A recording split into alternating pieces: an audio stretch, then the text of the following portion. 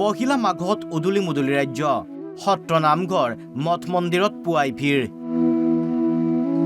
সত্ৰীয়া পৰম্পৰাৰে বৰপেটা সত্ৰত প্ৰজ্বলিত মাঘৰ মেজি অঞ্চল বিশেষে চলিল পৰম্পৰাগত খেল ধেমালি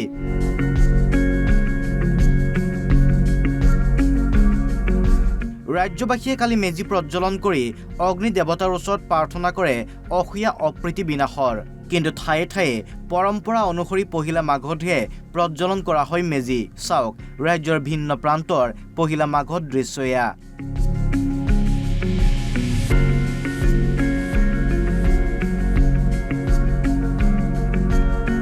এফালে যদি নামঘৰ সত্ৰ দেৱালয় তথা মঠ মন্দিৰত জনতাৰ ভিৰ আনফালে অঞ্চল বিশেষে মাঘ বিহু উদযাপনত ব্যস্ত অসমীয়া পহিলা মাঘৰ দিনা মহানগৰীৰ কামাখ্যা দেৱালয় বশিষ্ঠ দেৱালয়ৰ লগতে গণেশ মন্দিৰ হনুমান মন্দিৰকে ধৰি প্ৰায় সংখ্যক মঠ মন্দিৰত দেখা গ'ল ভক্তৰ ভিৰ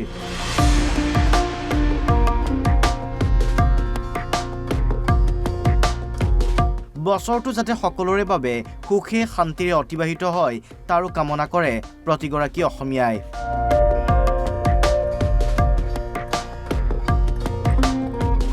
আজি প্ৰথম মাঘৰ 1 তাৰিখ সেইটো কাৰণে মন্দিৰত আহিছোঁ ছোৱালীকো লৈছোঁ ড্ৰাগিনীকো লৈছোঁ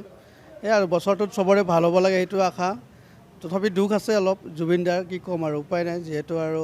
লাগিও আছে চৰকাৰে ন্যায়ালয় সেইটো এটা ভাল এটা এই বছৰতে এটা ভাল খবৰ লাগে আমাকো তেওঁলোকৰ মনৰ আশা লৈ আহিছে ভগৱানে মনৰ আশাটো পূৰণ সম্পূৰ্ণ অসমবাসীয়ে শান্তি সমৃদ্ধিৰে থাকক সেইটোৱে কামনা কৰি পূজা কৰাইছোঁ আৰু দীৰ্ঘেশ্বৰী দেৱালয় মহামৃত্যুঞ্জয় মন্দিৰত অগণন ভক্ত ৰাজ্যৰ অন্যান্য প্ৰান্তৰ লগতে পহিলা মাঘত ঐতিহাসিক দীৰ্ঘেশ্বৰী দেৱালয়তো দেখা গ'ল ভক্তৰ সমাগম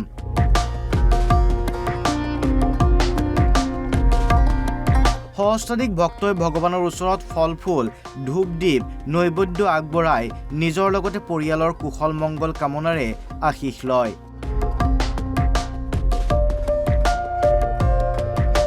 ইপিনে নগাঁৱৰ মহামৃত্যুঞ্জয় মন্দিৰতো একেই দৃশ্য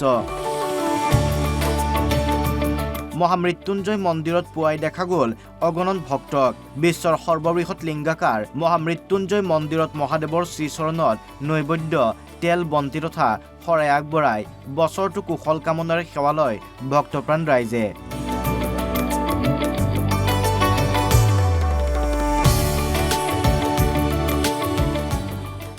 আগতে আহিছোঁ এইবাৰ মাঘ বিহু বুলি আজি বোলে বাবাৰ আশীৰ্বাদ লওঁ সেইকাৰণে আহিলোঁ মাঘৰ প্ৰথমটো দিনত আহিলে ভগৱানৰ পৰা কি আশীৰ্বাদ বিচাৰিলে ভগৱানৰ পৰা বিচাৰিছোঁ চবে ভালে ভালে থাকক যোৱা বছৰ যিটো দুৰ্ঘটনা হ'ল আমাৰ অসমৰ সম্পদেই নোহোৱা হৈ গ'ল জুবিন দা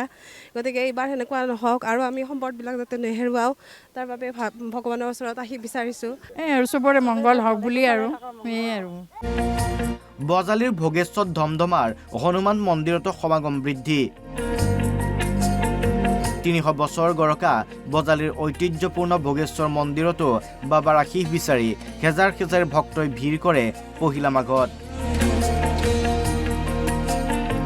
পূৰ্বৰ দৰে এইবাৰো 1 মাঘৰ পৰা আৰম্ভ হয় ভোগেশ্বৰ মন্দিৰৰ সপ্তাহজোৰা উৎসৱ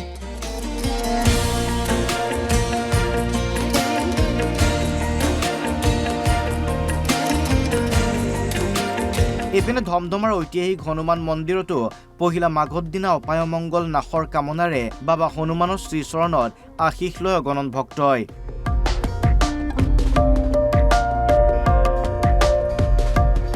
পহিলা মাঘত তীৰ্থনগৰী হাজোত সমন্বয়ৰ সমাহাৰ হাজোৰ হয়গ্ৰীৱ মাধৱ মন্দিৰত আজি পহিলা মাঘৰ পুৱাৰ পৰাই দেখা গ'ল ভক্তৰ ভিৰ ৰাজ্যৰ ভিন্ন প্ৰান্তৰ পৰা অহা অগণিত ভক্তই তীৰ্থনগৰীত উপস্থিত হৈ প্ৰভুৰ শ্ৰীচৰণত সেৱা লৈ অসমবাসীৰ সমন্বয় আৰু উন্নয়ন কামনা কৰে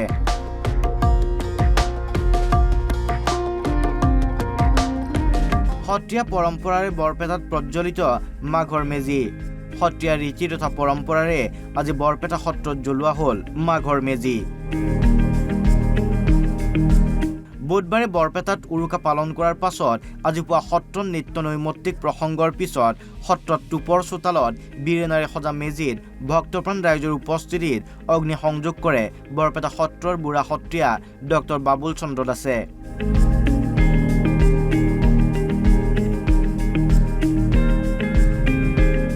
ইপিনে মাঘৰ মেজি জ্বলোৱা আৰু বিহু উপলক্ষে সত্ৰত সেৱা জনাবলৈ সমাগম হয় অজস্ৰ জনতাৰ। পৰম্পৰা অনুযায়ী পোহৰ সংক্ৰান্তিৰ পৰা 4 মাঘলৈ বৰপেটা সত্ৰত 5 দিনীয়াকৈ পালন কৰা হ'ব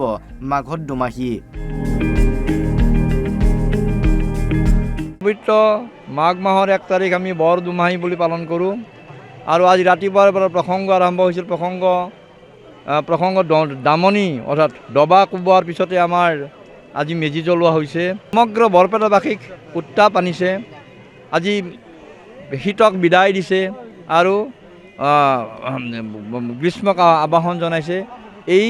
যিটো উত্তাপ, এই যিটো এই উমাল হৃদয়েৰে আজি বৰপেটাবাসী আগবাঢ়ি যাব। বৰপেটাবাসীৰ লগতে সমগ্ৰ অসমবাসী আগবাঢ়ি অসমক আগুৱাই নিয়াৰ ক্ষেত্ৰত, অসমীয়া সংস্কৃতিৰ ক্ষেত্ৰত, সাহিত্যৰ ক্ষেত্ৰত, সকলো ক্ষেত্ৰত যাতে অসমখন আগবাঢ়ি যাব পাৰে তেনেকুৱা প্ৰতিজ্ঞাবদ্ধ হওক আৰু একত্ৰভাৱে আজি যি মেজিৰ যি উত্তাপ লৈছে সেই উত্তাপে যেন সমগ্ৰবাসীকে উমাল কৰি তোলে। বৰপেটাৰ দৰে আমিনগাঁও লাচিতপুৰত পবিত্ৰ মাঘ মাহৰ পহিলা দিনটোত মেজিৰ জুইত সেৱা জনাই আশীৰ্বাদ ল'লে ৰাইজে।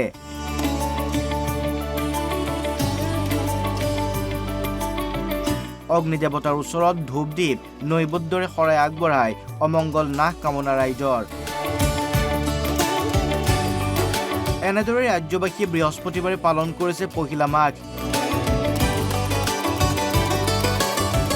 ব্যুৰ' ইনপুটৰ সহযোগত news desk report, Assam live 24।